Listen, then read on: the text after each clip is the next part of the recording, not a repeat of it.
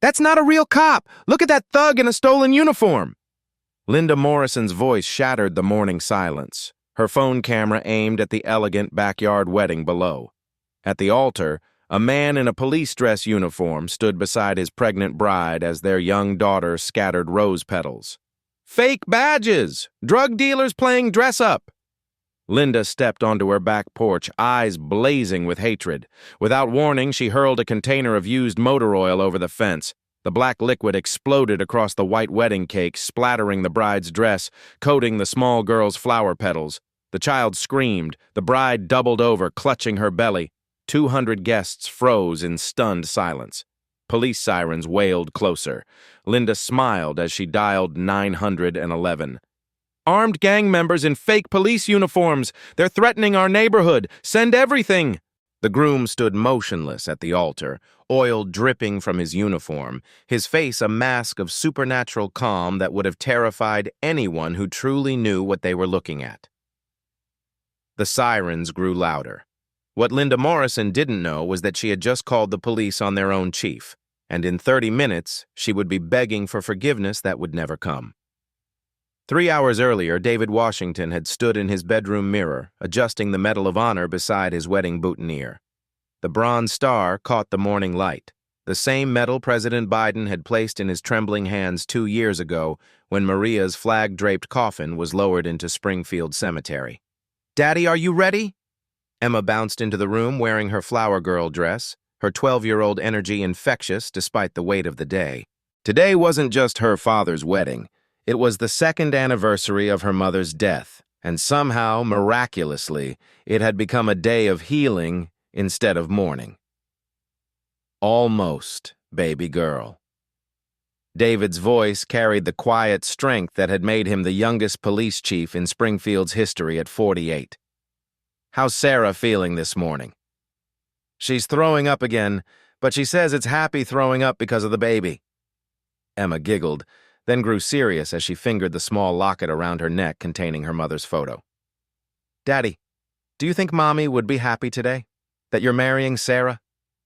David knelt to his daughter's level, straightening her flower crown with the same gentle precision he used for everything in their carefully rebuilt life. "I think Mommy would want us to love as big as we can. That's what heroes do. They make room for more love, not less." The morning had started at 6 a.m. with David visiting Maria's grave, as he did every anniversary. He'd placed fresh lilies on her headstone and whispered his vows to her memory, that he would honor her sacrifice by protecting their daughter, by serving their community, and by allowing his heart to heal enough to love again. The cemetery groundskeeper, recognizing him, had simply nodded and walked away, leaving the chief alone with his grief and gratitude. Outside their home at 1247 Maple Street, the first guests were arriving in waves. A sea of dress uniforms represented every branch of service. These were Maria's friends from her military days before she became a police officer, David's colleagues from 3 different departments, the community that had carried them through the darkest 18 months of their lives. Police cruisers parked beside the modest cars of nurses from Springfield General, where Sarah worked the ICU night shift. Veterans who had served with Maria in Afghanistan formed an informal honor guard near the altar, their ribbons and medals catching the morning sunlight. Mrs. Patterson, from 1251 Maple Street, knocked on the back door at 8:30, carrying a casserole that smelled like home. "Chief Washington, we're so happy for you and Sarah. The whole block's been looking forward to this day for months. Even Mr. Carter next door took the morning off work. You know how much that means." "Thank you, Mrs. Patterson. Having neighbors like you means everything to our family." What David didn't mention was the one neighbor who had made their lives increasingly miserable for 3 years running. Linda Morrison at 1249 Maple Street, whose husband Rick had been terminated from the Springfield Police Department for excessive force after beating 18-year-old Marcus Johnson unconscious during a routine traffic stop. The dashcam footage had been devastating. 12 minutes of unprovoked brutality that resulted in permanent brain damage for the teenager, and a $2.30 million settlement that nearly bankrupted the city's insurance fund. David had personally delivered Rick Morrison's termination papers, along with a recommendation for criminal charges that the district attorney had ultimately declined to pursue. Linda blamed David for destroying a good cop's career and choosing political correctness over officer safety. The harassment had started small and escalated methodically. Complaints about Emma's bicycle in their own driveway, calls to the city about excessive noise violations when they played music on weekend afternoons, reports to animal control about their neighbor's cats supposedly using Linda's garden as a litter box. Then it turned darker. Anonymous letters appeared in their mailbox filled with racial slurs and threats. Their car tires were slashed twice in 6 months. Sarah's colleagues at the hospital reported seeing Linda following her to work, photographing her license plate, asking questions about her schedule. "David, you need to see this right now." Sarah appeared in the kitchen wearing her wedding dress, holding her phone with shaking hands. Her face had gone pale beneath her carefully applied makeup, and she was breathing in the short, controlled bursts that meant her anxiety was spiking. The video on her screen showed Linda Morrison's latest post in the Springfield Safety Alert Facebook group, time-stamped just 20 minutes earlier. Urgent. Suspicious activity at 1247 Maple Street. Large gathering of black men in military uniforms claiming to be veterans. Possible gang activity using stolen valor to blend into the neighborhood. Multiple vehicles with out-of-state plates. Children present, possible recruiting operation. Be alert and report anything unusual. The post had already accumulated 17 likes and 23 comments, all from accounts David recognized as Linda's carefully cultivated network of enablers. These were neighbors who had never complained about the weekly barbecues when Officer Martinez hosted his extended family, or the 4th of July parties when the Henderson family filled their backyard with 3 generations of friends and relatives. "She's been planning this for weeks," Sarah whispered, her hand protective over her 6-month belly where their son was growing. "Look at the comments. She's been coaching people on what to say, what to look for. This isn't random hatred, David. This is a coordinated attack on our wedding day." David scrolled through the responses, his jaw tightening as he read variations on the same theme. "Thank you for keeping us safe, Linda. These people don't belong in our neighborhood. Someone should call the police before this gets out of hand. Where are all these cars parked? This looks like a gang meeting." His hand moved instinctively to his badge, then to his service weapon, then to his phone to call his own dispatch and warn them about potential false reports. But Sarah's hand covered his, stopping him. "Don't let her steal this day from us," she said quietly. "We've fought too hard to get here.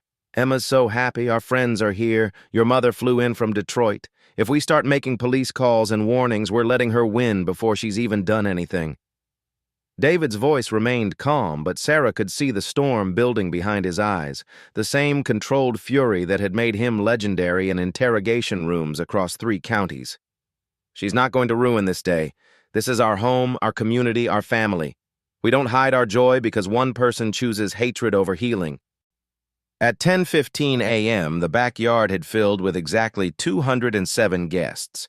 David had counted them from the kitchen window, a habit from his patrol days that never faded. The string quartet Mrs. Patterson had recommended began tuning their instruments as folding chairs arranged in perfect rows faced the altar decorated with white roses and baby's breath. At the center of the display, 2 symbols rested side by side on a small velvet cushion, the platinum wedding ring Sarah had chosen, and the Medal of Honor that represented Maria's ultimate sacrifice for the community they were all now celebrating. The guest list read like a cross-section of American service: police officers and firefighters, nurses and doctors, teachers and social workers, veterans from 4 different wars, and the neighborhood families who had become their chosen family over the past 2 years. Emma had insisted on inviting her entire 7th grade class, and 12 children in their Sunday best added laughter and energy that made the morning feel like pure celebration rather than solemn ceremony. At 10:28 a.m., the processional began. David took his position at the altar, his dress uniform immaculate, his bearing reflecting 26 years of service that had taken him from beat cop to department chief. Emma scattered rose petals with infectious joy, her laughter ringing across the garden as she waved at friends and family.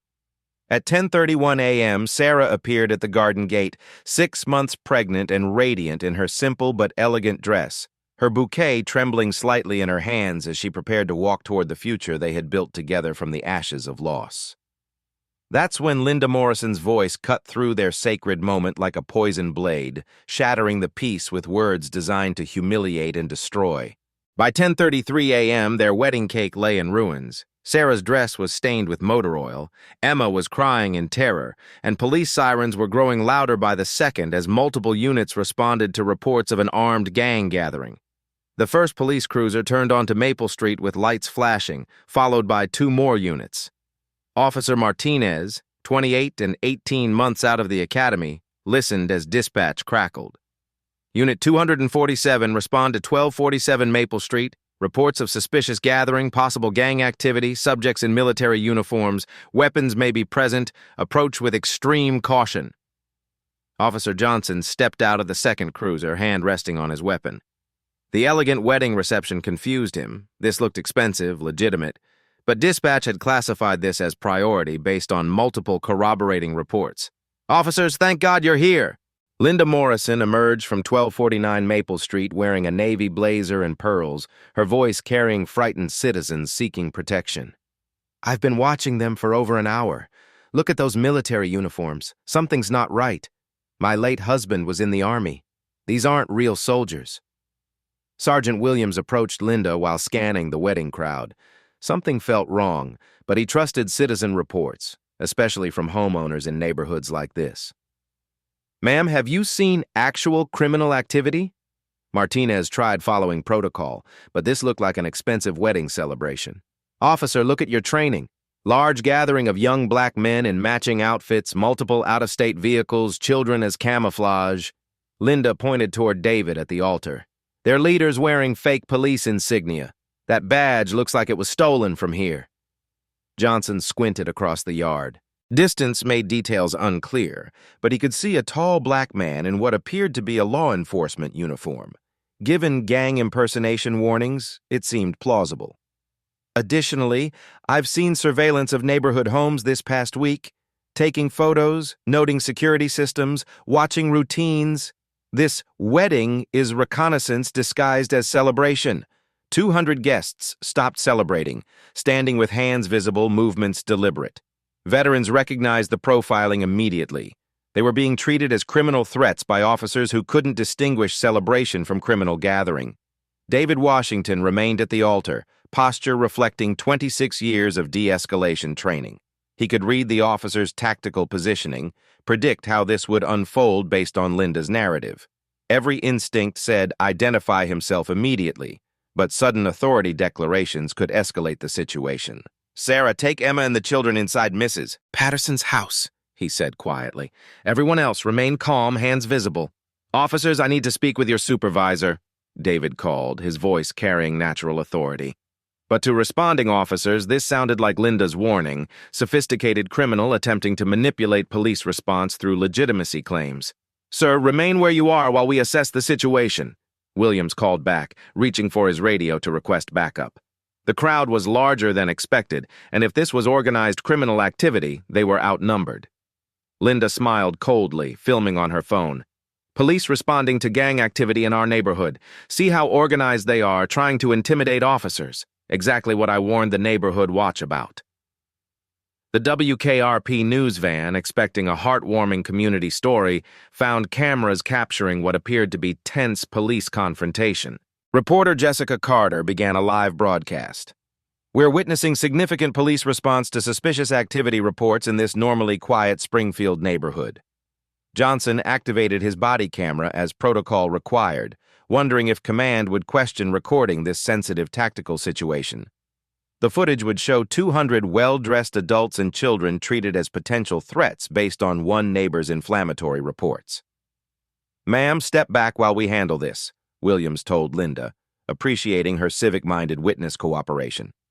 Citizens like her were essential, residents caring enough to report suspicious activity before crimes occurred. "Of course, officer, I want our neighborhood safe. These people moved in 2 years ago, nothing but problems since.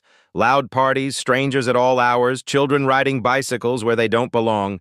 Today was the final straw." Martinez keyed his radio. "Dispatch, Unit 247, large gathering as reported, appears organized, requesting additional units for crowd control and identification verification." Copy 247, units 251, 263, and 275 en route ETA 4 minutes. Wedding guests heard radio chatter, saw more police vehicles approaching, and felt escalation beyond reasonable response to neighborhood celebration. Parents moved closer to children while veterans formed protective circles around families, training taking over despite civilian clothing. David Washington stood motionless at the altar, his community's celebration transformed into a criminal investigation by one woman's hatred disguised as civic duty. More sirens wailing as backup units responded to Linda Morrison's carefully orchestrated attack.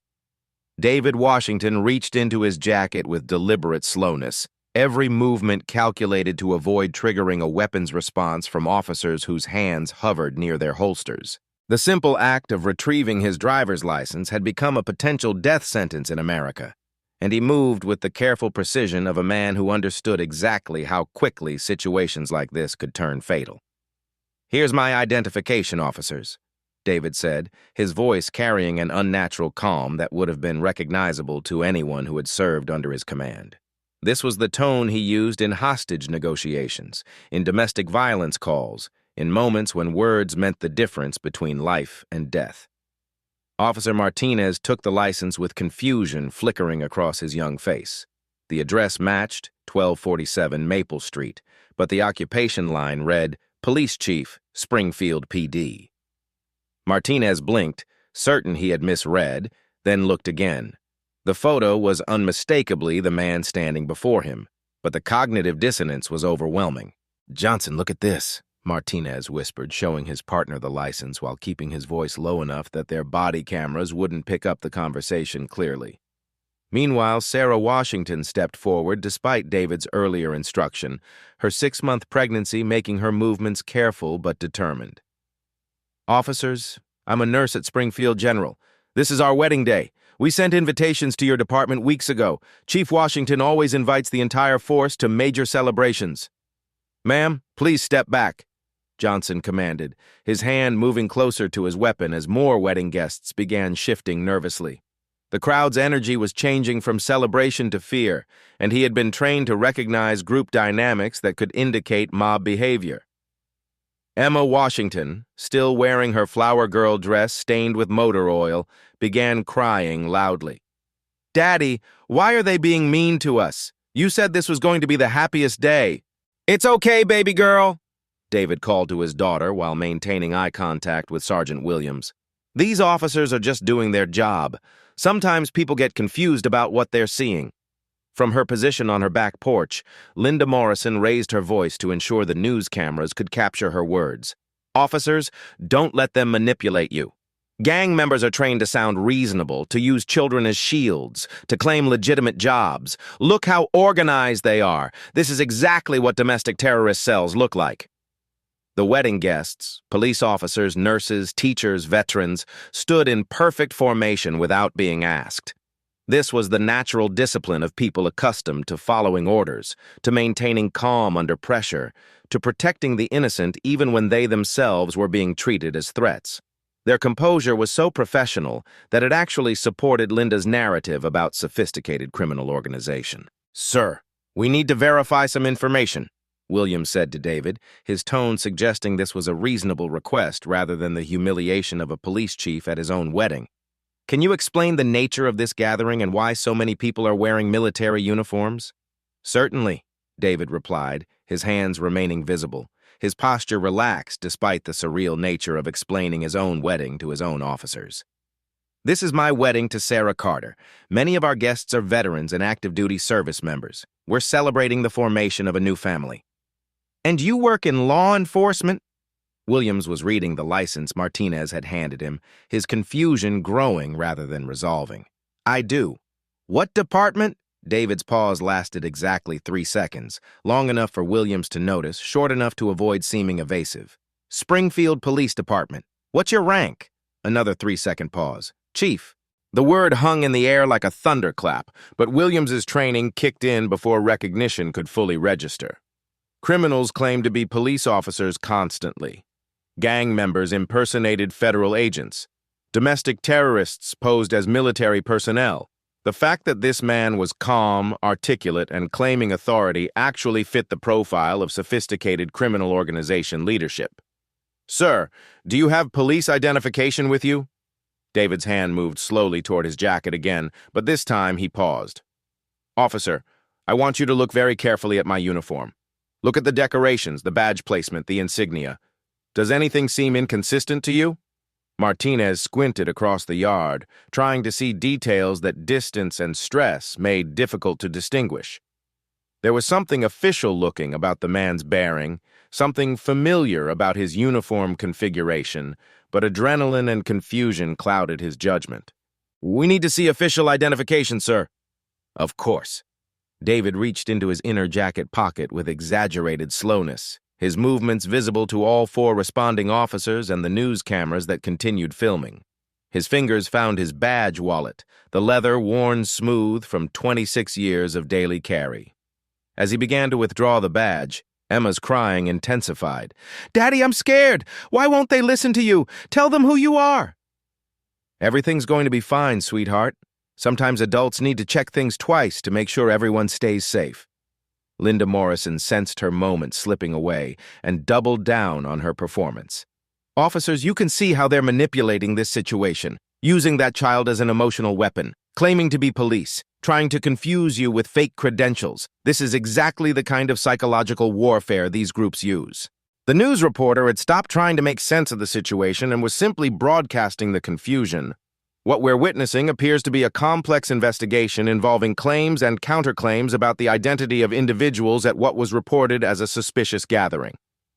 Sergeant Williams keyed his radio.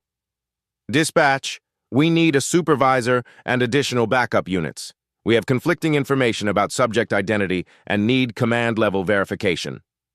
"Copy, Unit 247. Chief Washington is en route to your location." The radio response created a moment of absolute silence. Every officer present heard the name. Every wedding guest heard the name. Linda Morrison heard the name and felt the first cold finger of doubt touch her heart. David Washington's hand remained frozen halfway to his badge wallet as the impossible truth began to dawn on everyone present. The police chief they were calling to verify identity was already standing right in front of them. The moment stretched like a wire about to snap as 4 backup units converged on Maple Street, their lights painting the elegant wedding reception in harsh red and blue strobes. A K-9 unit pulled up with its German shepherd barking frantically, adding auditory chaos to visual confusion. Overhead, the police helicopter circled with its camera trained on the gathering, turning a neighborhood celebration into what looked like a tactical operation against domestic terrorists. "Step back! Everyone step back!" Officer Johnson shouted as 8 additional officers emerged from their vehicles, forming a tactical perimeter around the wedding guests. "Hands where we can see them! This is now an active police operation!" 200 people, nurses, teachers, veterans, children, raised their hands in unison, their Sunday finest making the scene even more surreal. Emma Washington sobbed uncontrollably as her flower girl dress, already stained with motor oil, now trembled with her 12-year-old terror. The child who had been scattering rose petals with pure joy 30 minutes earlier was now watching her father treated like a dangerous criminal by his own department. "Daddy, make them stop! Please make them stop! You're a police officer too! Tell them!" David remained frozen with his hand halfway to his badge wallet, calculating rapidly through 26 years of tactical training. 8 officers with weapons drawn, news cameras broadcasting live, his pregnant wife and traumatized daughter watching. Any sudden movement could trigger a response that would end in tragedy. He had seen too many situations escalate from confusion to violence in microseconds, had investigated too many officer-involved shootings that began with misunderstandings exactly like this one. This is Jessica Carter reporting live for WKRP News as Springfield police execute what appears to be a major coordinated operation, the reporter broadcast, her voice tight with the excitement of breaking news that could define her career. "We count at least 12 units responding to reports of suspicious activity in this normally quiet, upscale neighborhood. The scope of this response suggests authorities are taking these reports of potential gang activity very seriously indeed." Linda Morrison had positioned herself perfectly within the camera frame, her performance reaching its crescendo as she realized the magnitude of media attention her carefully orchestrated plan had generated. National news trucks were already en route based on social media posts about the helicopter and tactical response. "Officers, please be extremely careful. I've been watching these individuals pass weapons and packages between themselves throughout the morning. That man claiming to be a police officer, he has something concealed in his jacket right now. Don't let him reach for whatever he's hiding." The news helicopter's spotlight swept across the gathering like a prison searchlight, its harsh white beam illuminating faces frozen in disbelief and terror. Children clung to their parents while veterans stood in perfect formation, their military training overriding their civilian status even as they were being treated as enemy combatants in their own neighborhood by officers they had served alongside for years. Mrs. Patterson from 1251 Maple Street watched from her window in horror, recognizing the grotesque transformation of her neighbor's wedding day into a public spectacle of racial profiling. She had baked a cake for this celebration, had looked forward to welcoming Sarah officially into their community, and had never imagined that Linda Morrison's hatred could weaponize the entire police department. Sergeant Williams, overwhelmed by the escalating situation and the conflicting radio traffic about Chief Washington en route, made the decision that would haunt his career for the rest of his professional life and define his legacy in the worst possible way. "Sir, remove your hand from your jacket immediately and place both hands behind your back. Do it now."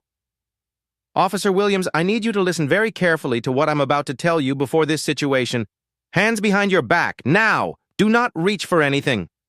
The command echoed across the wedding reception like a gunshot, causing several children to scream in terror and elderly guests to step backward in fear. David slowly complied, his movements deliberate and non-threatening, every gesture designed to de-escalate a situation that was spiraling beyond anyone's control or comprehension. The sight of their police chief being ordered to surrender at his own wedding sent ripples of shock through every veteran and off-duty officer in attendance, but their discipline held absolutely. They knew that any movement, any protest, any attempt to intervene would be interpreted as coordinated resistance that could justify the use of lethal force against an entire community celebration. "Sarah, get inside right now," David called to his pregnant wife, who stood clutching her bouquet with tears streaming down her face, her wedding dress stained with motor oil and her carefully applied makeup ruined by shock and terror. "Take Emma and get inside Mrs. Patterson's house immediately. Do not argue with me about this." "I'm not leaving you." Sarah's voice broke completely as she watched the father of her unborn child being humiliated on live television by his own department, by officers he had trained and promoted and trusted with his family's safety. "These are your officers, David. Just tell them who you are. Show them your badge." "Ma'am, you need to move away from the suspect immediately," Johnson ordered, his weapon still drawn as he approached the couple with backup officers flanking him in tactical formation. "Everyone needs to disperse this gathering right now. This is an active police investigation into reported criminal activity." "The suspect is my husband. This is our wedding day. You're arresting the police chief." The absurdity of the statement hung in the air like toxic smoke. A pregnant bride in a stained wedding dress explaining to armed police officers that they were arresting the groom at his own wedding ceremony. But Johnson's academy training had prepared him for exactly these kinds of psychological manipulation tactics used by sophisticated criminal organizations to confuse and misdirect law enforcement response. Officer Martinez, still holding David's driver's license in his trembling hands, felt his world tilting dangerously as the pieces refused to fit together in any logical pattern. The license clearly identified this man as Police Chief David Washington, but the situation made absolutely no sense within any framework of reality he understood. Chiefs didn't get arrested at weddings. Responsible citizens didn't call 911 on police leadership. Gang members didn't host elegant receptions with children and elderly guests and string quartets. Something was fundamentally, catastrophically wrong, but protocol demanded he follow his sergeant's commands without question or hesitation. "Turn around, sir. Place your hands behind your back for handcuffing." David complied with supernatural calm, his voice carrying across the yard with the authority that had made him legendary in crisis negotiations and hostage situations throughout 3 counties. Officers, before you proceed with this action, I want you to understand that everything happening here is being recorded by multiple sources and broadcast live. I want you to be absolutely certain of your actions and their long-term consequences for your careers and this department. He's threatening them! Linda shrieked from her porch, her phone still recording every moment for what she planned to edit into vindication of her neighborhood watch vigilance and proof of her civic responsibility.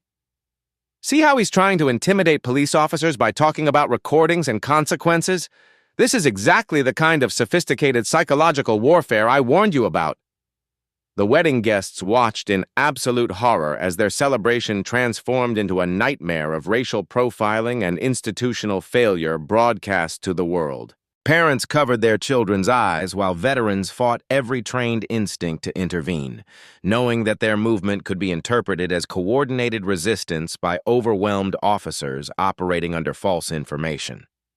Emma's sobs grew louder and more desperate as she watched her father, the man who had read her bedtime stories every night since her mother's death, who had taught her to ride a bicycle in this same backyard, who had held her through nightmares and promised her they would heal together as a family, being treated like a dangerous criminal by the very people he had trained and commanded and trusted with their community's safety. Please don't hurt my daddy. He protects everybody. He helps people. He's not bad. The handcuffs were halfway to David's wrists, metal gleaming in the helicopter spotlight, when Martinez finally really looked at the uniform before him with the trained eye of a police officer rather than the panic of an overwhelmed rookie. The badge was perfectly positioned according to department regulations. The insignia was an authentic regulation issue, not costume jewelry. The ribbons represented actual commendations Martinez had personally witnessed being presented at department ceremonies. And suddenly, with devastating clarity that hit him like a physical blow to the chest, he recognized the face he had seen in departmental briefings, at award ceremonies, in newspaper photographs when the chief had been honored for community service excellence. This wasn't a gang leader impersonating police authority. This was Police Chief David Washington being arrested at his own wedding by his own officers based on false reports from a racist neighbor who had successfully weaponized the very system designed to protect communities from actual threats. Stop! Martinez's voice cut through the chaos like an emergency siren, urgent and desperate and carrying the weight of a career-defining moment. Everybody stop right now! The silence that followed was absolute. 8 officers, 200 wedding guests, live television cameras, and a news helicopter overhead, all frozen in a moment of recognition that would define careers, destroy lives, and expose the ugly truth about how easily hatred could weaponize justice itself. The urgency in Martinez's voice froze every officer present like a photograph. Johnson's handcuffs clicked open but remained suspended in midair, inches from David's wrists. Williams spun toward his junior officer, confusion and authority colliding in his expression as he tried to understand why Martinez was disrupting an arrest in progress. Martinez, what the hell are you? Sarge, look at his uniform. Really look at it. Look at his badge. Martinez's hands were shaking violently as he held up the driver's license for everyone to see, his voice carrying across the yard and into the news cameras that were broadcasting this moment live to hundreds of thousands of viewers across Ohio and beyond. This is Police Chief David Washington. This is our boss. We just tried to arrest our own chief at his wedding. The words hit the assembled officers like a physical blow. Johnson staggered backward, his handcuffs clattering to the ground with a metallic sound that seemed to echo forever in the sudden silence. Williams stared at the badge, at the face, at the impossible reality of what had just occurred in front of live television cameras. Chief Washington? Williams whispered, his voice barely audible as the magnitude of the situation crashed over him like a tsunami. Sir, we had no idea. The report said... Recognition spread through the group of officers like wildfire. The rookie who had been ready to handcuff his commander, the sergeant who had ordered the chief to surrender, the backup units who had surrounded David's wedding guests with weapons drawn. Each face registered the same expression of dawning horror as they realized they had just humiliated their own leader based on false reports. David Washington straightened his oil-stained uniform and turned to face his officers with the dignity that had defined his 26 years of service. His voice, when he spoke, carried no anger, only the quiet authority that made this moment even more devastating for the officers who had failed to recognize it. At ease, officers. You responded to a call. You followed protocol based on the information you received. But the officers couldn't process the grace being offered to them. They had just treated their chief like a criminal suspect at his own wedding, in front of his pregnant wife, his traumatized daughter, and live television cameras that had broadcast their failure to the world. One by one, they began to salute. Williams first, his hand trembling as it moved to his forehead.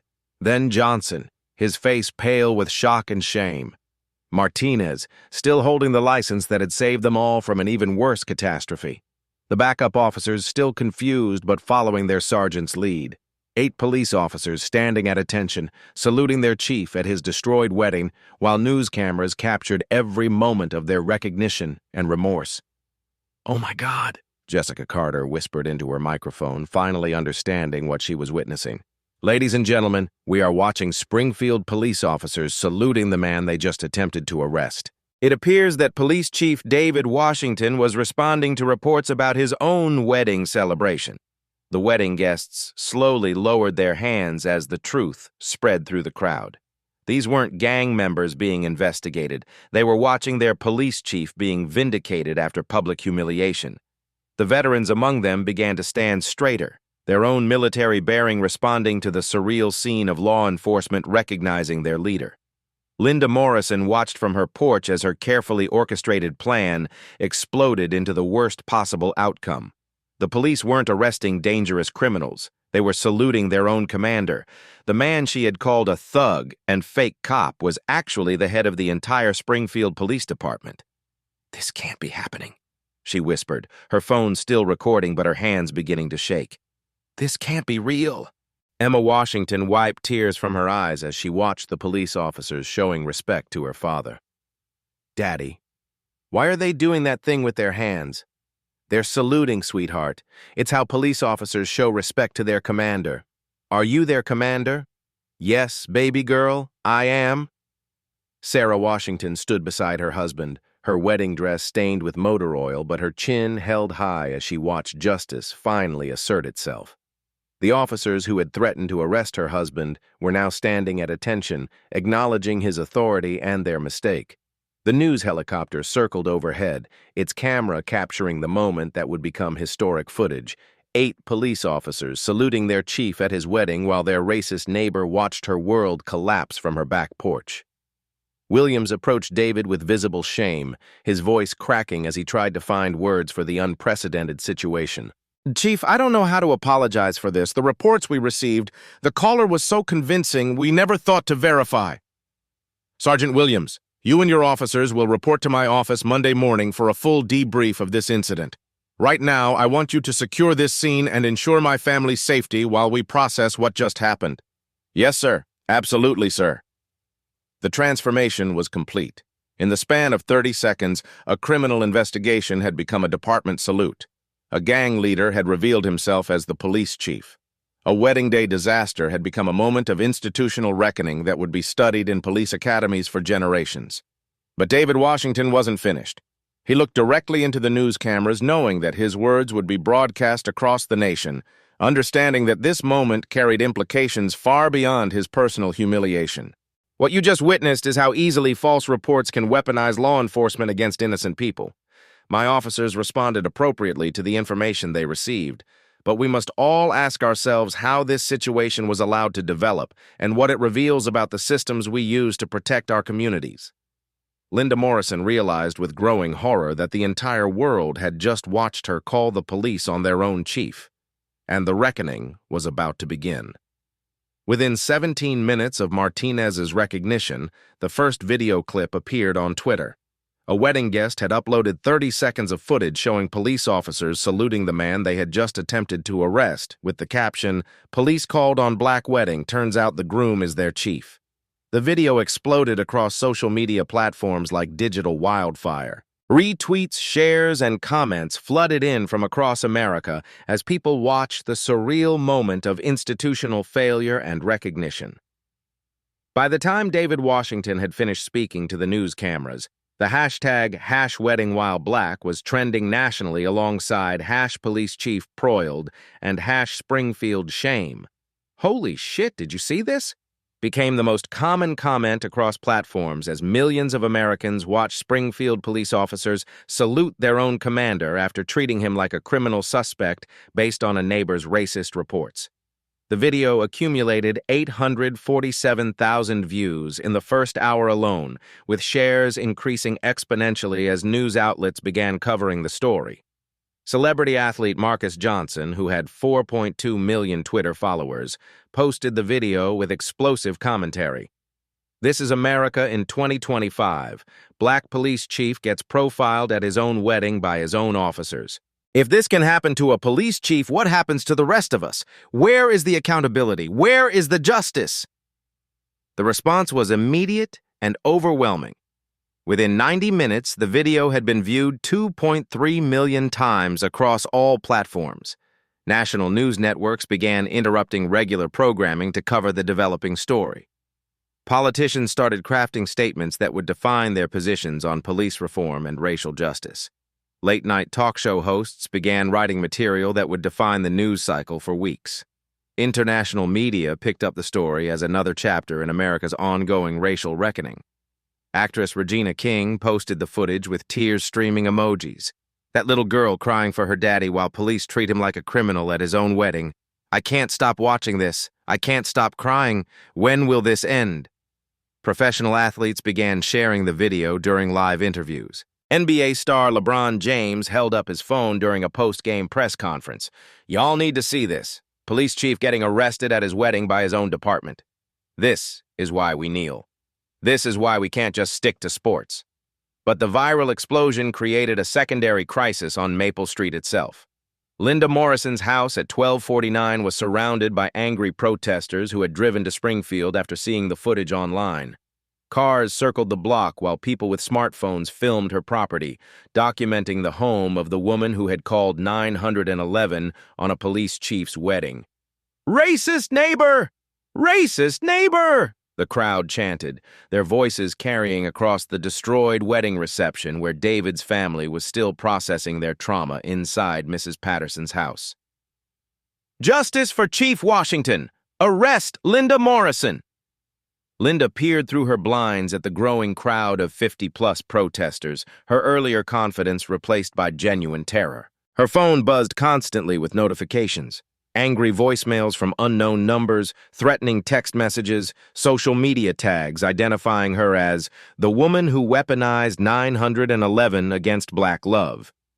Her Facebook account had been flooded with thousands of angry comments and shares that crashed the app on her phone. The comments sections across platforms became digital battlegrounds reflecting America's racial divide with predictable partisan splits that revealed the deep fractures in American society. Finally, someone willing to report suspicious activity. This woman was protecting her neighborhood. What if they really had been gang members? Better safe than sorry. Are you seriously defending this racist? She called the police on a wedding with children, elderly people, and a pregnant bride wearing a white dress. How was she supposed to know he was actually the police chief? Gang members wear fake uniforms all the time to blend into communities and avoid detection. Or maybe, just maybe, she called the police because the groom was black. Period. Stop making excuses for obvious documented racism on live television. This is why we need strong neighborhood watch programs. Citizens have to protect themselves when police can't be everywhere at once. This is why we need police reform now. Look how easily false reports can destroy innocent people's lives and traumatize children.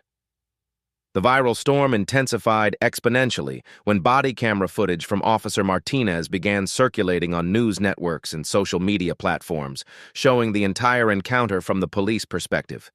Viewers could see David's supernatural calm under pressure, could hear Linda's increasingly inflammatory accusations from her porch, and could watch the precise moment of recognition that transformed the scene from criminal investigation to departmental embarrassment. Cable news networks picked up the story with their predictable partisan frameworks that reflected America's political divisions. Fox News ran segments questioning whether Linda Morrison's reports were reasonable given gang activity patterns in urban areas, bringing on former police officers to defend neighborhood watch vigilance. CNN focused exclusively on the systemic racism that allowed false reports to trigger massive police responses against innocent families. MSNBC brought on civil rights experts to discuss the broader implications of weaponizing emergency services against people of color. This case perfectly illustrates how implicit bias and neighborhood racism can hijack law enforcement resources, Dr. Angela Davis told MSNBC viewers during a primetime segment that drew 2.1 million viewers. Even when the victim is literally the chief of police, the person with ultimate authority over these officers, the system still treats him as a threat based on one woman's prejudiced assumptions and inflammatory language designed to trigger aggressive police response. But the most emotionally devastating footage came from 12-year-old Emma Washington.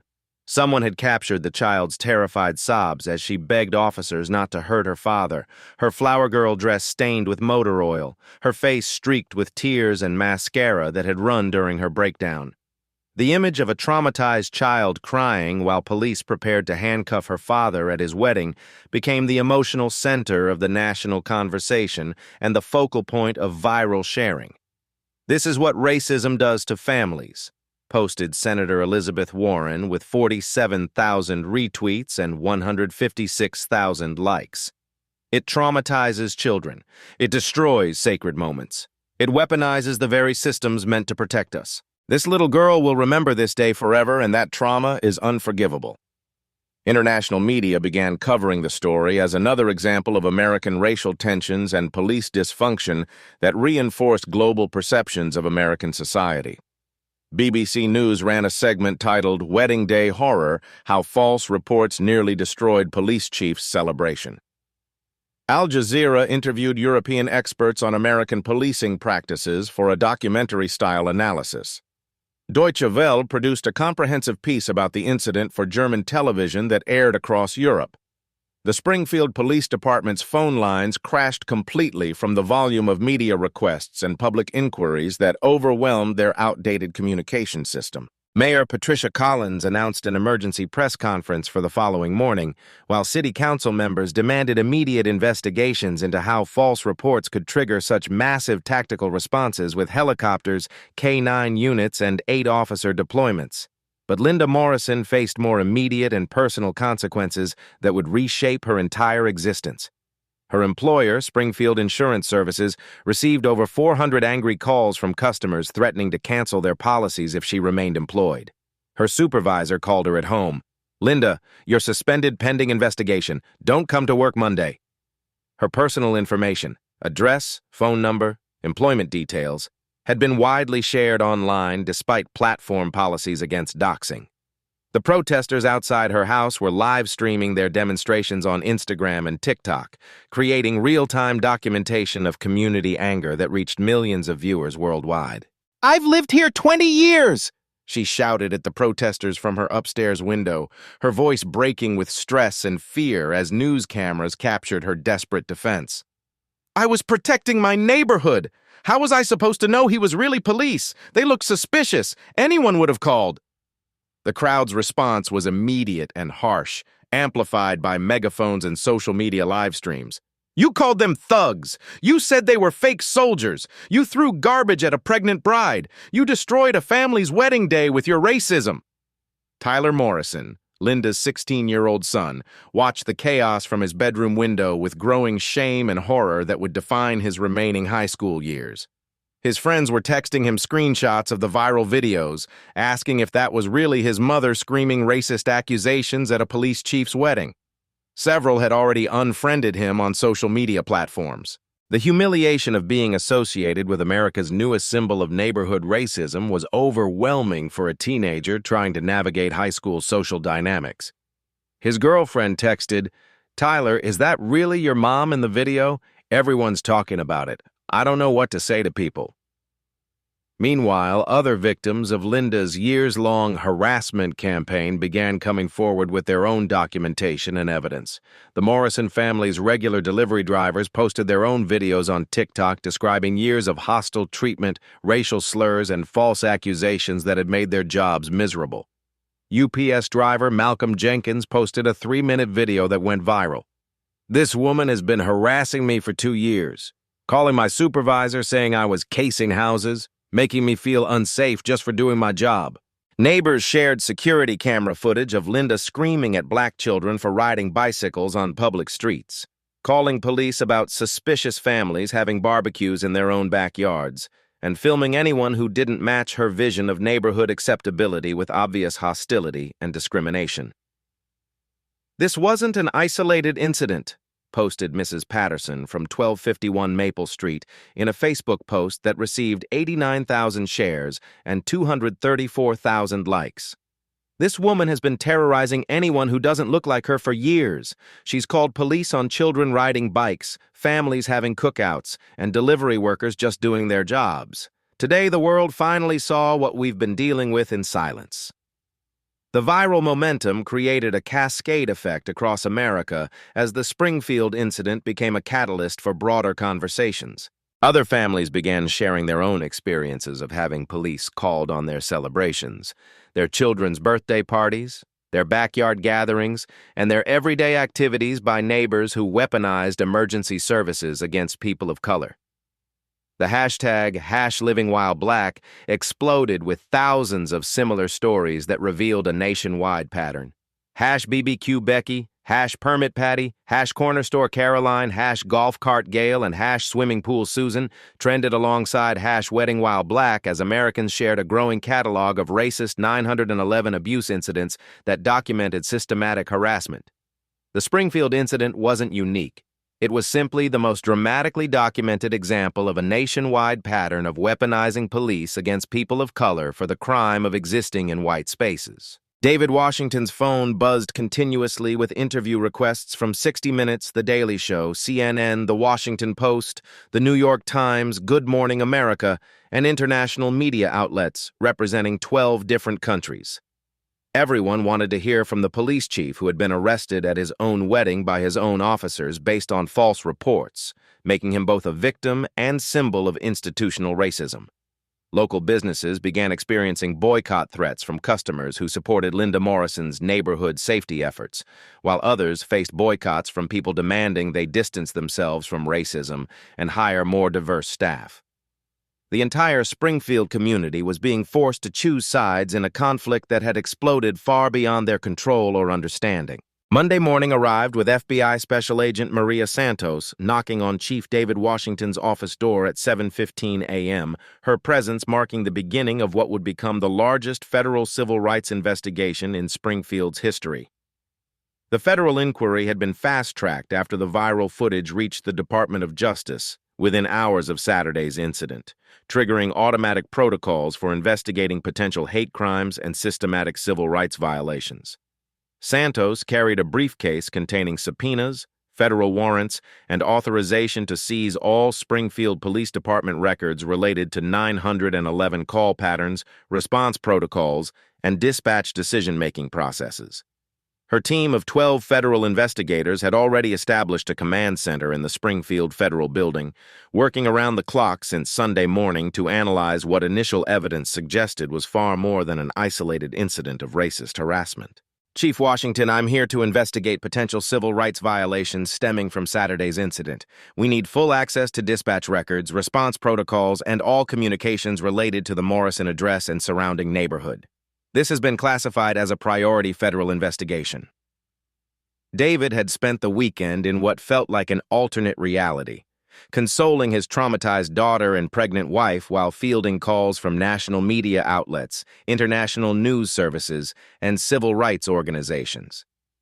Emma hadn't slept through the night since watching her father nearly arrested at his own wedding, waking up screaming from nightmares about police taking her daddy away. Sarah was experiencing stress-related pregnancy complications that required continuous medical monitoring and threatened the health of their unborn child. "Agent Santos, you'll have complete cooperation from my department. But I need to recuse myself from any investigation involving my own case. Deputy Chief Martinez will coordinate with your team to ensure full transparency and objectivity. Actually, sir, your participation is essential. We need to understand how this pattern of harassment was allowed to continue for 3 years without intervention or recognition. Your perspective as both victim and department head is crucial to our investigation.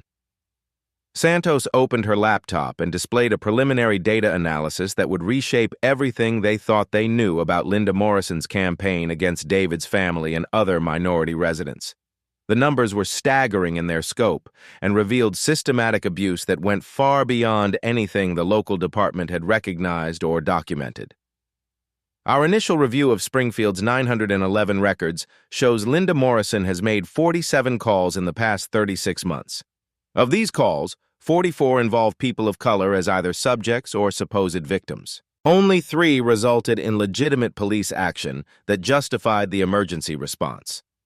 The average response time to her calls was 8.3 minutes, significantly faster than the department average of 12.7 minutes for similar non-emergency situations. David stared at the numbers displayed on Santos's screen, feeling physically sick as he realized how thoroughly Linda had manipulated his own department's resources and protocols. 47 calls in 3 years? We knew she was problematic and filed complaints occasionally, but this suggests systematic abuse of emergency services on an industrial scale. It gets significantly worse, Chief. We've identified a network of coordinated callers working with Morrison, Mrs. Helen Crawford at 1253 Maple Street, Robert Carter at 1245 Oak Street, and Patricia Williams at 891 Elm Avenue have made a combined 73 additional calls in the same time period, with 89% specifically targeting minority residents or activities. Agent Santos clicked to the next screen, revealing call transcripts that documented calculated racism disguised as civic responsibility and community safety concerns.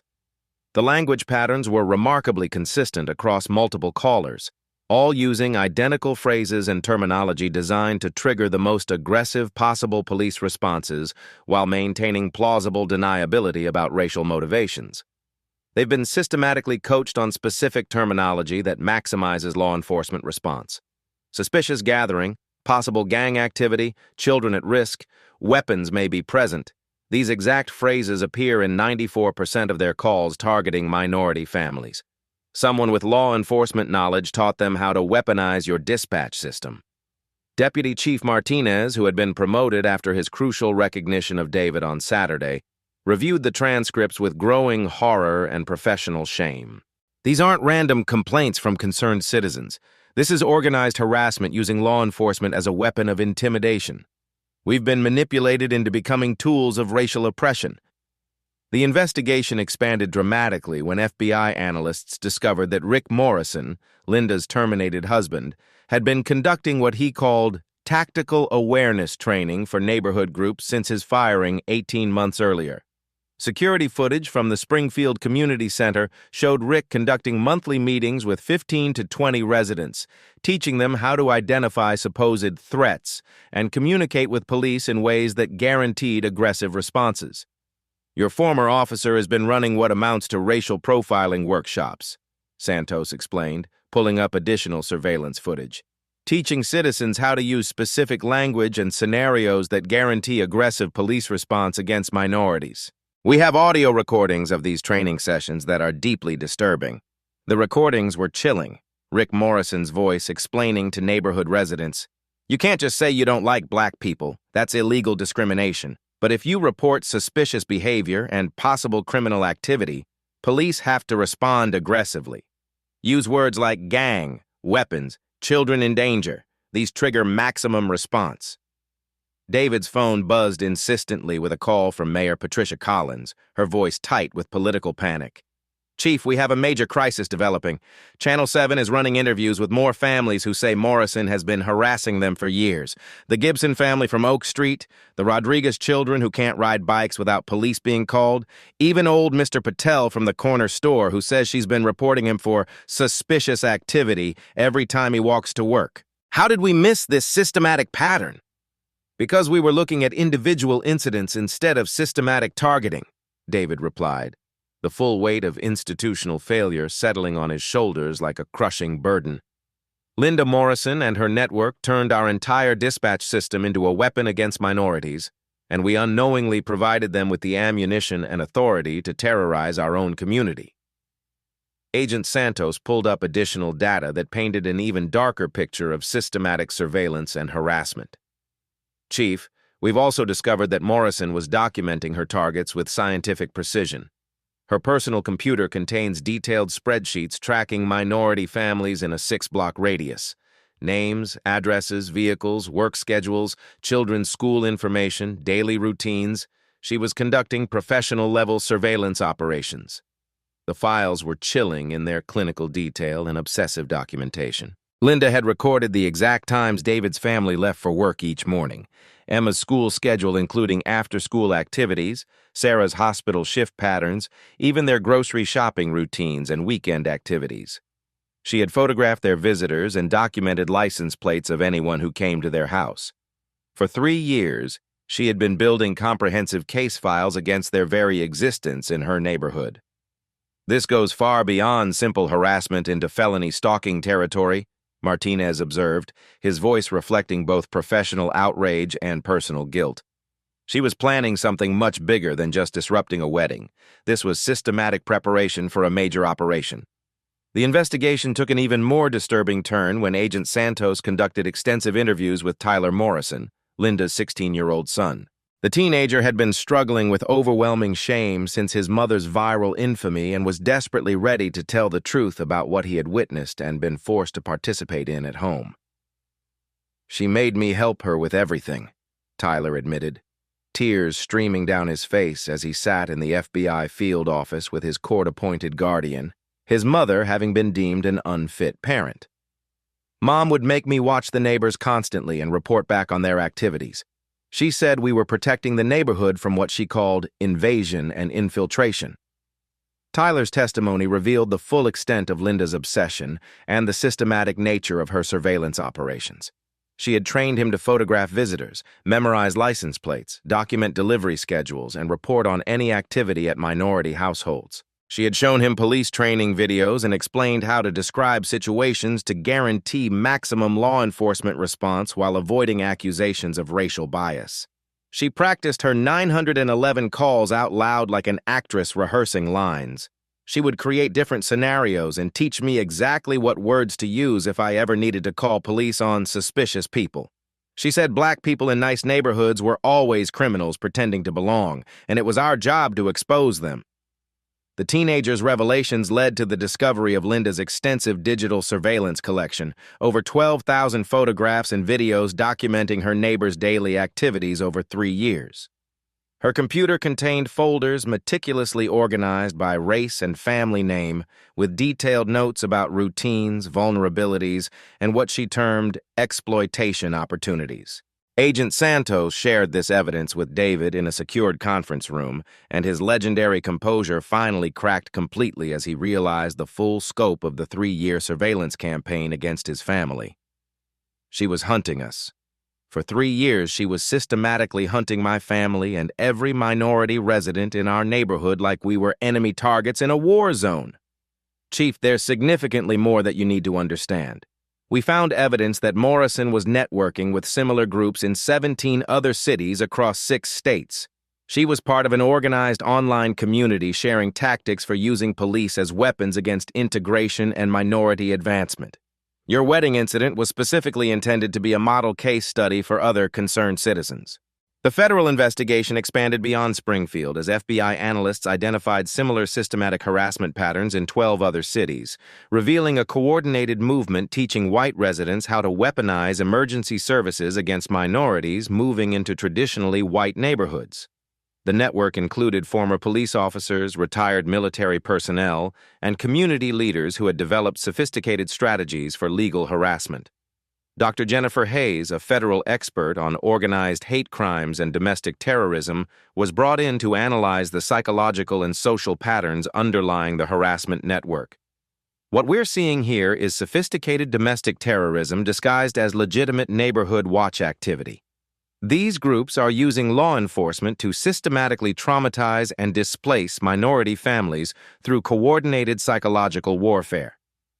Her analysis revealed disturbing data about the effectiveness of these tactics. In neighborhoods where systematic 911 harassment was employed, minority families moved away at rates 340% higher than statistical baseline. Children in targeted families missed school more frequently due to stress-related illnesses. Adults changed jobs to avoid neighborhoods where they had been systematically targeted. Morrison wasn't just harassing your family, Chief. She was implementing a carefully designed strategy intended to ethnically cleanse your neighborhood through police intimidation and community pressure. And the strategy was working effectively until the wedding incident accidentally exposed the entire operation. The psychological impact assessment was devastating. FBI interviews with targeted families revealed that children had developed anxiety disorders, adults suffered from depression and hypervigilance, and several families had considered relocating despite significant financial hardships. The systematic harassment had achieved its intended goal of making minorities feel unwelcome and unsafe in their own neighborhood. Mayor Collins called another emergency press conference after reviewing the preliminary FBI findings, her political career effectively ending as she acknowledged institutional failure. The evidence shows that our police department was unknowingly weaponized against minority residents through systematic manipulation. We failed our community by not recognizing this coordinated pattern of abuse. The political implications were immediate and devastating for Springfield's leadership. City council members faced demands for mass resignations. Community leaders called for federal oversight of the police department.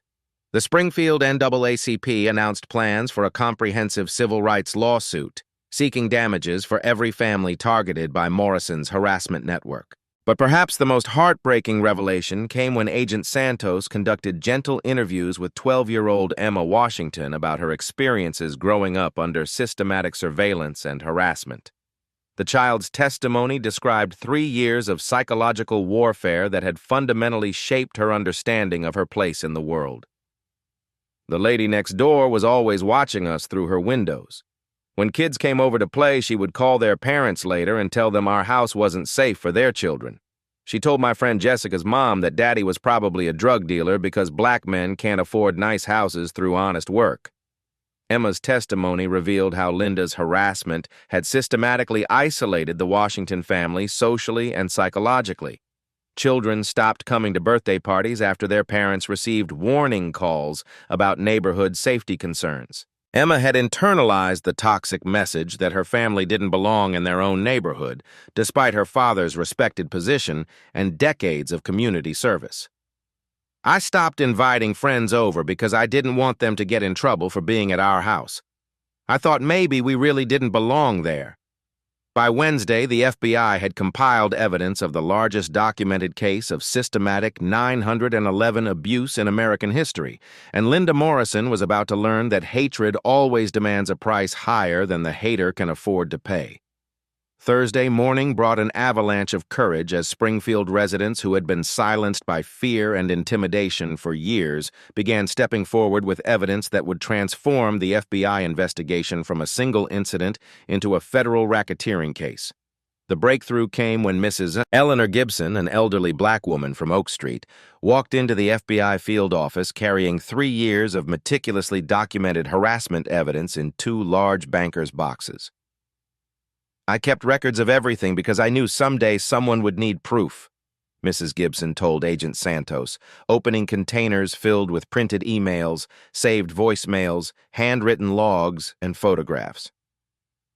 Linda Morrison and her friends have been terrorizing our family since we moved here 3 years ago, but we were afraid to report it because we thought no one would believe us against established white residents. Mrs. Gibson's documentation was devastating in its thoroughness and professional organization. She had recorded 43 separate incidents of harassment, including time-stamped photographs of her property after vandalism, screenshots of threatening social media posts with metadata preserved, and audio recordings of Linda Morrison screaming racial slurs during neighborhood disputes. The evidence revealed systematic targeting that went far beyond the Washington family and constituted organized criminal activity. She called the police on my grandson Marcus for riding his bicycle on the public sidewalk, told the 911 dispatcher he was casing houses for future robbery attempts. He was 8 years old, Agent Santos. 8 years old and riding his bike to his friend's house 3 blocks away. The officers who responded were embarrassed, but they still had to file a report. The elderly woman's voice shook with 3 years of suppressed rage and terror as she described the psychological toll on her entire extended family. Her grandson had stopped playing outside after repeated police visits that traumatized him. Her daughter had seriously considered moving back to their old neighborhood in Cleveland despite the significant financial sacrifices required. The family had been living under siege without any community support or institutional protection. Agent Santos realized they were witnessing something unprecedented in her 15 years of federal law enforcement. Victims finding the courage to speak truth to power because one family's public vindication had shown them they weren't isolated targets. The Bureau's Victim Assistance Coordinator began fielding calls from families across Springfield and 3 neighboring counties who had experienced similar systematic harassment but had never reported it due to fear and hopelessness. By noon Thursday, 17 families had come forward with comprehensive evidence of coordinated targeting by Linda Morrison's network spanning multiple years and jurisdictions. The Rodriguez family from Elm Street brought security camera footage showing Linda and her associates conducting surveillance of their home during quinceañera celebrations, family barbecues, and children's birthday parties. The Patel family presented 3 years of fake complaints filed with city services about their lawn care business and corner store operations. They called health inspectors weekly, building code enforcers monthly, even immigration authorities claiming we were operating illegal businesses, explained Ravi Patel, whose family had owned their corner store for 15 years and employed 12 local residents. Every time our business started thriving and expanding, they found new ways to create problems through official government channels. We lost 3 major contracts because of their false reports. The pattern was sophisticated, intentional, and demonstrated remarkable coordination across multiple institutional systems. Morrison's network had successfully weaponized every civic institution against minority families, not just police departments, but also code enforcement agencies, health departments, school administrative offices, municipal licensing services, and even federal immigration authorities. They had transformed legitimate government oversight mechanisms into precision instruments of racial harassment and economic warfare. Tyler Morrison's continued cooperation with federal investigators provided crucial insider knowledge about the network's detailed operations and long-term strategic planning. The teenager, now in protective federal custody after being removed from his mother's home, revealed that Linda had maintained sophisticated target lists and strategic timelines for systematic harassment campaigns against specific families. Mom had color-coded spreadsheets with what she called operational phases for each targeted family, Tyler explained to FBI investigators during recorded interviews. Phase 1 was surveillance and documentation of routines. Phase 2 was complaints to multiple authorities. Phase 3 was community pressure and social isolation tactics. Phase 4 was what she called decisive action designed to force families to relocate permanently. The Washington family had been specifically targeted for Phase 4 action, which explained the dramatically escalated harassment leading to the wedding incident. Linda had been preparing for months to create a public confrontation that would justify aggressive police response and community rejection of David's family, potentially forcing them to leave Springfield despite his position as police chief. Dr. Michael Carter, a prominent pediatrician whose family had been systematically harassed for 2 years running, brought medical records and research data showing the measurable health impact of sustained intimidation on minority children in the affected neighborhoods. His clinical data revealed alarming patterns of stress-related illnesses, anxiety disorders, sleep disturbances, and behavioral changes in children living under systematic harassment. We documented statistically significant increased rates of asthma attacks, chronic sleep disorders, academic performance decline, and social withdrawal in targeted families compared to control groups, Dr. Carter explained during his formal testimony. These children were living in a constant state of hypervigilance, psychologically waiting for the next police visit or community confrontation. The health impacts are equivalent to living in an active war zone. The medical evidence transformed the investigation from simple harassment charges to potential assault charges, as federal prosecutors recognized that systematic psychological warfare constituted a measurable form of violence against children and families that created documented physical harm. Friday brought the most explosive testimony when former Springfield police officer Janet Mitchell came forward with evidence that she had been gathering secretly for 18 months while still on active duty. Officer Mitchell, who had recently retired after 24 years of distinguished service, revealed that several colleagues had been aware of the harassment pattern but felt powerless to intervene due to political pressure and ingrained departmental culture. "We knew Linda Morrison was systematically abusing the 911 system for personal vendettas," Officer Mitchell testified in a sworn federal statement. Several veteran officers complained repeatedly about responding to obviously false calls, but department management said we had to respond to every citizen complaint without questioning motivations. We were explicitly told not to get involved in neighborhood politics or challenge repeat callers. Mitchell's testimony revealed institutional failures that went far beyond individual officer actions or isolated policy problems.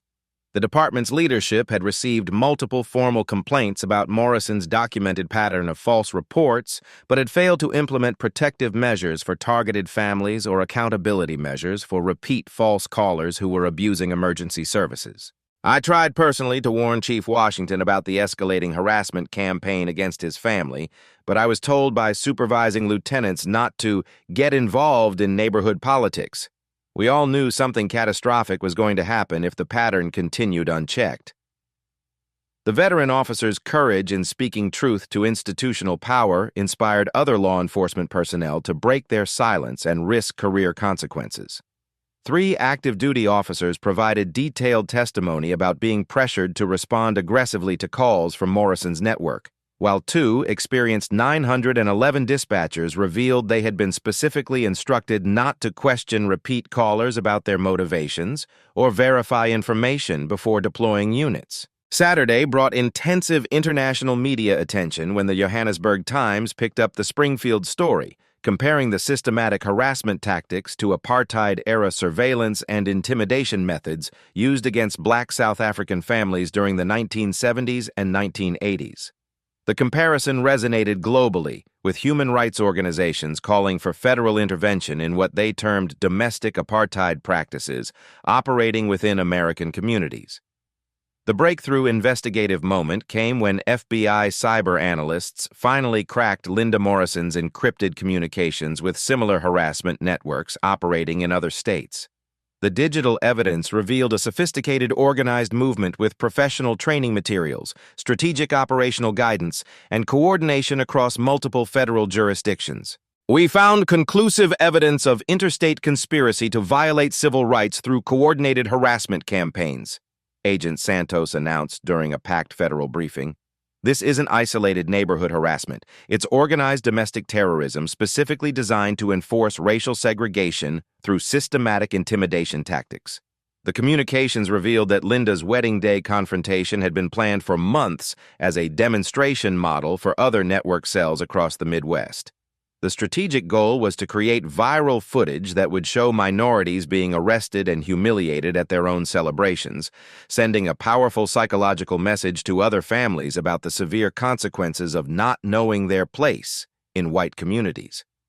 Community leaders who had previously remained silent or neutral began organizing substantial support for the targeted families. Springfield's Interfaith Coalition announced comprehensive plans for protection services and legal support. Local businesses offered employment opportunities to harassment victims who had lost jobs due to false complaints and coordinated economic warfare. The tide had turned completely and dramatically. Where once minority families had faced isolation and institutional indifference, they now found overwhelming community support and federal protection. The courage of families like the Washingtons in refusing to be intimidated had created safe space for others to speak their truth and seek justice. Emma Washington, no longer afraid to play outside in her own neighborhood, was interviewed by specialized child psychologists about her experiences growing up under surveillance. Her testimony was heartbreaking but demonstrated remarkable resilience. I thought it was normal for police to come to our house all the time. I thought all kids had to be scared of neighbors watching them. Now I know it wasn't normal, and it wasn't our fault that people were mean to us. The 12-year-old's words captured the essential psychological damage that systematic harassment inflicts on children. It normalizes trauma and teaches them that they are fundamentally unwelcome in their own communities.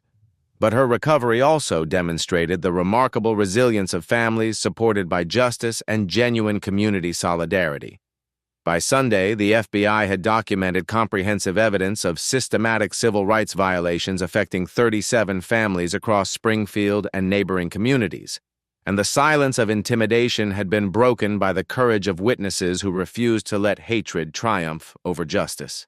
Monday morning at 9 a.m. sharp, Attorney General Merrick Garland stepped to the podium in the Department of Justice's main briefing room, flanked by FBI Director Christopher Wray and Civil Rights Division Head Kristen Clark. The assembled press corps knew they were witnessing history as Garland announced the largest federal civil rights prosecution in decades, with cameras from 12 national networks broadcasting live to millions of Americans. Today, the Department of Justice is announcing federal charges against Linda Morrison and 17 co-conspirators for operating a systematic campaign to violate the civil rights of minority families through coordinated abuse of emergency services. This represents the most extensive documented case of weaponizing law enforcement for racial intimidation in American history. The charges were comprehensive and devastating in their scope. Conspiracy to violate civil rights under color of law, interstate stalking, filing false police reports as a pattern of racketeering activity, wire fraud for using electronic communications to coordinate harassment campaigns, and charges under the RICO Act for operating a criminal enterprise specifically designed to enforce residential segregation through systematic intimidation and psychological warfare. Mrs. Morrison and her network used police departments as weapons of racial terror, traumatizing children, destroying families' sense of safety in their own neighborhoods, and attempting to drive minorities from their communities through systematic psychological warfare disguised as legitimate civic responsibility and community safety concerns. Garland's voice carried the weight of federal authority as he detailed evidence that would reshape how America understood modern racism. The defendants didn't simply harass their neighbors. They operated a sophisticated criminal enterprise that corrupted law enforcement, terrorized families, and attempted to enforce racial segregation through systematic abuse of governmental power. In Springfield, the federal announcement triggered immediate political consequences that reverberated through every level of local government like a political earthquake. Mayor Patricia Collins, whose administration had systematically ignored 3 years of documented harassment complaints from minority residents, announced her resignation effective immediately during a hastily called press conference. I failed catastrophically to protect our most vulnerable residents from systematic abuse operating in plain sight. I failed to recognize patterns that federal investigators identified within days. I failed families who trusted our government to provide equal protection under law. The buck stops with me, and I cannot continue to serve after such devastating institutional failure. 3 city council members resigned before noon, their political careers ending as they acknowledged their roles in enabling systematic harassment through willful blindness and administrative incompetence. Police Chief David Washington, despite being the primary victim of the harassment network, faced calls for his own resignation from community activists who argued he had failed to recognize the harassment pattern operating within his own department. The institutional structure that had enabled Morrison's network for 3 years was collapsing rapidly under the weight of federal scrutiny and sustained community outrage. Springfield's government was effectively paralyzed as officials scrambled to distance themselves from policies and decisions that had facilitated systematic civil rights violations. But the most powerful and emotionally resonant moment of the day came when 12-year-old Emma Washington, accompanied by child advocates and federal victim specialists, addressed the Springfield City Council during their emergency session called to address the federal charges.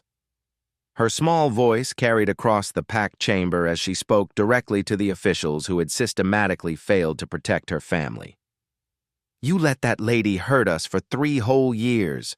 You let her call the police on my daddy at his own wedding day when we were supposed to be happy. You let her scare me so much I couldn't sleep in my own house and had nightmares about the police taking my daddy away. I want to know why grown-ups didn't protect children when we were being hurt every single day." The chamber fell into absolute crushing silence as Emma's words hung in the air with devastating moral clarity. City council members wiped away tears of shame and recognition. Community leaders stood in respectful acknowledgement of a child's courage. News cameras captured every moment of a 12-year-old demanding accountability from the adults who had systematically failed her and her family. "My daddy protects everybody in this city, even people who hate him and call him terrible names. But nobody protected us when we needed protection. I don't want other kids to be scared like I was scared every day. You have to do better, and you have to promise to keep kids safe." The 12-year-old's extraordinary courage in speaking truth to institutional power became the emotional centerpiece of the national conversation about systematic racism and governmental accountability. Her testimony was shared millions of times across social media platforms, with commentators noting the profound moral failure when it takes a child to articulate the ethical shortcomings that adults had rationalized and systematically ignored. Sarah Washington, now 7 months pregnant and showing visible signs of stress-related pregnancy complications that threatened both her health and her unborn child, also addressed the council with quiet dignity that carried tremendous emotional weight. "My son will be born into a community that allowed systematic harassment of his family for years. That trauma affected my pregnancy and endangered his life before he was even born.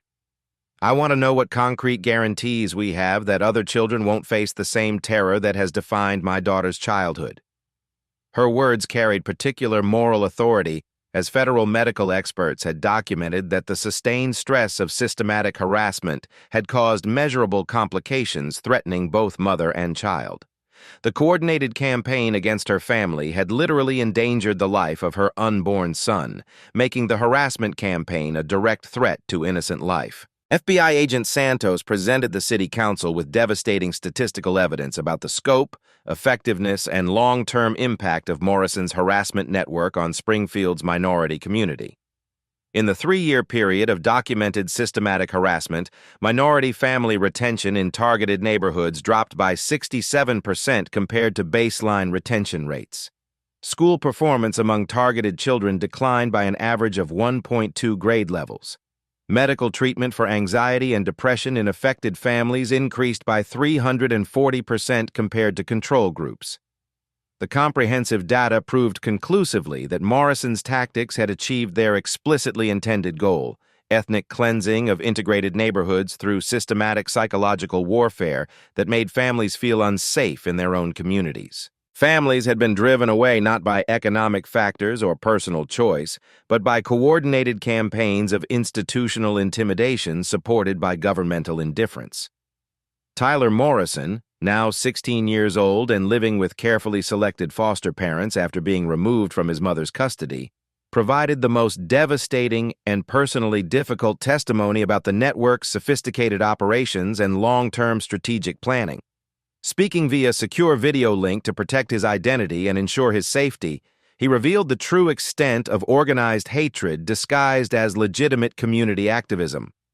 "My mother kept detailed spreadsheets tracking every minority family in a 6-block radius around our neighborhood. She had their work schedules, their children's school information, their social security numbers obtained from public records, their vehicle information, and detailed surveillance notes about their daily routines. She was planning to expand the harassment campaign to 12 additional families this year using the wedding incident as a model." Tyler's testimony revealed the chilling truth that the Washington wedding incident wasn't the culmination of Morrison's campaign. It was intended to be the beginning of a massive escalation targeting every minority family in Springfield's most successfully integrated neighborhoods. The systematic harassment was designed to spread like cancer through the community. The teenager's moral courage in testifying against his own mother inspired a national conversation about children who refuse to inherit their parents' hatred and bigotry. Child psychologists noted that Tyler's ethical stand, despite years of racist indoctrination and family pressure, demonstrated the fundamental possibility of breaking cycles of intergenerational prejudice and hatred. Federal prosecutors announced that Linda Morrison faced a potential sentence of 45 years in federal prison if convicted on all charges, effectively a life sentence for the 52-year-old defendant. Her 17 co-conspirators faced sentences ranging from 15 to 30 years in federal prison. The severity of the charges reflected the Justice Department's recognition that systematic harassment campaigns constituted domestic terrorism, specifically designed to enforce racial segregation through governmental abuse. These defendants didn't simply hurt individual families through personal prejudice, explained federal prosecutor Rebecca Carter during a comprehensive press conference. They attacked the fundamental constitutional principle that all Americans have the right to live peacefully in their communities regardless of race. They used taxpayer-funded police departments as weapons of racial terror, corrupting law enforcement and betraying public trust. The economic consequences for Springfield were immediate, severe, and long-lasting. The city faced potential federal oversight of its police department. Millions of dollars in civil rights lawsuit settlements from affected families, and loss of federal funding for failing to protect minority residents. Insurance companies canceled policies for city operations, recognizing the massive liability exposure created by systematic civil rights violations. Local businesses experienced immediate and devastating consumer boycotts as national attention focused on Springfield's institutional failures and complicity in systematic harassment. Hotels reported mass cancellations from conference organizers and tourists. Restaurants saw dramatic drops in customers as people avoided the city. The economic impact of enabling systematic racism was measured in millions of dollars within the first week of national coverage. But perhaps the most significant long-term development came when other communities across America began recognizing similar patterns of systematic harassment in their own neighborhoods and police departments.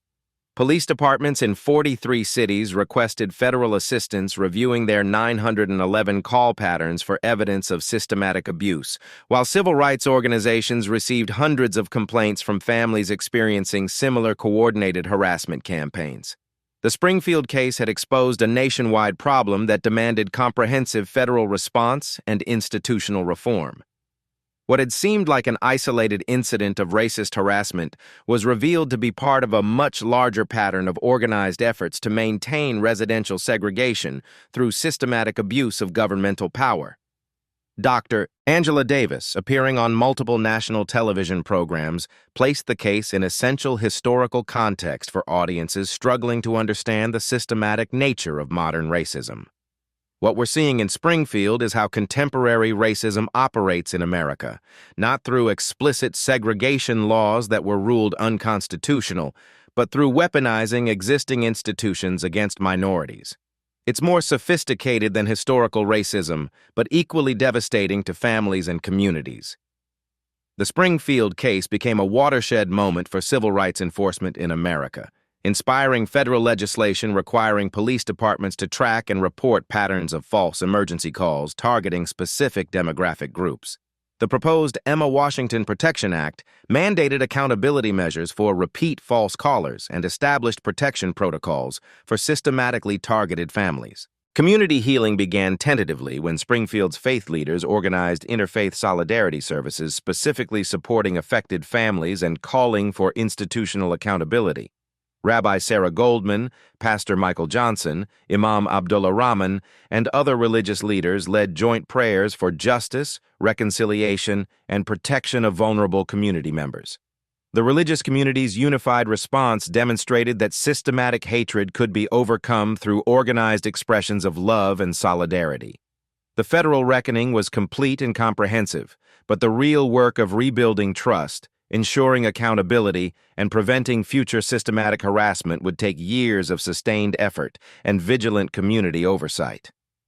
1 year later, on a crisp October morning, the backyard at 1247 Maple Street had been transformed into something unrecognizable from that oil-stained disaster of 12 months before. White roses bloomed again around the altar where David and Sarah had originally planned to exchange vows, but this time the space hosted a different kind of celebration. The first birthday party for David Washington, Jr., whose safe arrival 3 months earlier had marked the family's complete healing.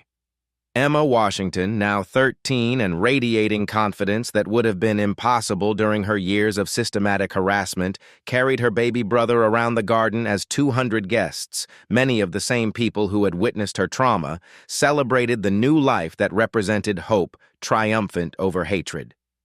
"Look, DJ," Emma whispered to her infant brother as she pointed toward the house next door. "That's where the mean lady used to live before she went to prison, but now nice people live there and they brought you birthday presents." The Morrison house at 1249 Maple Street had been sold at auction after Linda's conviction on 17 federal charges. The new owners, the Johnson family, a black couple with 3 young children, had moved in 6 months earlier and become integral parts of the neighborhood community that was rebuilding itself around principles of inclusion and mutual protection. Linda Morrison herself was beginning year 2 of a 27-year federal prison sentence, having accepted a plea agreement that spared her co-conspirators from maximum penalties in exchange for her cooperation in exposing similar harassment networks operating in other states. Her husband, Rick, had received 15 years for conspiracy charges. Their network of 17 co-conspirators had been systematically prosecuted, with sentences ranging from probation to 12 years in federal prison. Tyler Morrison, now 17 and thriving as a high school senior, attended the birthday party as a guest of honor, representing the possibility of redemption and moral growth. The teenager who had once been trained to spy on minority families was now president of his school's Racial Justice Club and had received early admission to Howard University, where he planned to study civil rights law. "Mrs. Washington, thank you for inviting me," Tyler said to Sarah as he handed her a carefully wrapped gift for baby David. "I know it might seem strange having me here, but your family's courage changed my entire life. You showed me that hatred doesn't have to be inherited." Sarah embraced the young man whose testimony had been crucial in convicting his mother's network. "Tyler, you're always welcome in our home. You chose justice over family loyalty, and that kind of moral courage should be celebrated and supported." The transformation of Springfield itself had been remarkable and swift.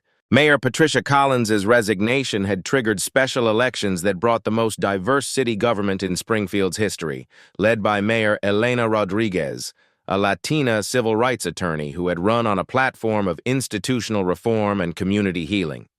The Springfield Police Department operated under federal oversight with Deputy Chief Martinez, promoted after his crucial recognition of David during the wedding incident, leading comprehensive reforms. New protocols required automatic review of repeat emergency callers, cultural competency training for all officers, and community liaison programs that rebuilt trust between law enforcement and minority residents. "Chief Washington, how does it feel to be back in your own backyard without fear?" asked Jessica Carter, the WKRP reporter, whose coverage had helped expose the systematic harassment network. She was attending the party as a friend rather than journalist. Her Peabody Award for Excellence in Journalism displayed proudly in her office for the Springfield investigation. David, holding his infant son while watching Emma play with neighborhood children who now felt safe visiting their home, considered the question carefully. "It feels like America is living up to its promises. It feels like justice working the way it's supposed to work, slowly, but ultimately protecting the innocent and holding hatred accountable." The federal legislation inspired by their case, officially titled the David and Emma Washington Civil Rights Protection Act, had been signed into law 6 months earlier, creating national standards for identifying and preventing systematic harassment campaigns. The law required police departments to track patterns of false reports and provided federal protection for families targeted by coordinated intimidation campaigns. FBI statistics showed that systematic 911 abuse targeting minorities had dropped by 73% nationally since the Springfield convictions, as potential harassers recognized that their tactics could result in federal terrorism charges rather than community support. The Washington case had fundamentally changed how America understood and responded to modern racism disguised as civic responsibility. Mrs. Patterson from 1251 Maple Street, now 83, and moving slowly but still determined to attend every Washington family celebration, brought a photo album she had compiled documenting the neighborhood's transformation. "Look at these pictures, Emma," See how many children are playing outside now? See how many families of all colors feel safe having barbecues and celebrations? The album showed a neighborhood that had become a model of integration and mutual support. Property values had actually increased as families specifically sought homes in a community known for standing against racism. The waiting list for houses on Maple Street stretched for months as people wanted to live where justice had prevailed over hatred. Emma's flower girl dress from that terrible day had been preserved in the Smithsonian's National Museum of African American History and Culture as part of an exhibition about modern civil rights struggles. But the Emma who wore it now lived in a world made safer by the courage required to transform trauma into testimony for justice. As the sun set over Maple Street, casting golden light across a gathering that represented everything American communities could become, David Washington stood with his family on the same ground where they had been humiliated and nearly destroyed. Now that ground represented triumph, healing, and the possibility that justice could prevail when communities chose courage over silence. "Daddy," Emma said as guests began heading home, "I want other kids to know that speaking up really works, that when bad things happen, telling the truth can make them stop." David smiled at his daughter, whose courage had inspired federal legislation and protected countless families. "Then maybe we should tell people that story, baby girl. Maybe we should remind everyone that justice only works when good people refuse to stay silent. And perhaps that's the most important lesson from Maple Street. That systematic hatred only succeeds when communities choose willful blindness over uncomfortable truth-telling. When neighbors stand together, when children find courage to speak, when institutions are held accountable for their failures, even the most organized campaigns of intimidation can be defeated. The Washington family's story became proof that in America, justice may come slowly and at great personal cost, but it can still come. Their courage created ripples of change that protected thousands of other families from the terror they had endured. In neighborhoods across America, children now play safely because the Washingtons refuse to be driven away. Families celebrate without fear because witnesses found courage to speak truth to power. Communities heal because some people choose justice over comfort, even when the personal price is devastating. This is how progress happens. Not through grand gestures or political speeches, but through ordinary people choosing extraordinary courage when it matters most. Through families who refuse to let hatred win, even when the cost of resistance seems unbearable. The story of 1247 Maple Street reminds us that every community has a choice. Will you be the neighbor who calls police on celebrations? Or will you be the neighbor who brings birthday presents? Will you stay silent when you witness systematic harassment? Or will you find courage to stand with the vulnerable? Because somewhere tonight, another family is facing the terror the Washingtons endured. Another child is developing nightmares about neighbors who hate them. Another community is choosing between comfort and justice. What will you choose when that moment comes? How will you answer when children ask why the adults didn't protect them? What legacy will your choices leave for the next generation? The answers to those questions will determine whether the Washington family's sacrifice created lasting change or was just another story of injustice temporarily interrupted. The choice, as always, is ours. Emma Washington was 12 when she told adults, "You have to do better." She was right. Since her family's story went viral, systematic harassment targeting families has dropped 73% nationwide. That's what happens when communities choose courage over silence. What would you do if you saw this happening in your neighborhood? Let me know in the comments below. If this story moved you, share it with someone who needs to see that speaking up actually works. Hit subscribe for more stories where justice wins, because somewhere tonight, another family needs neighbors brave enough to stand with them.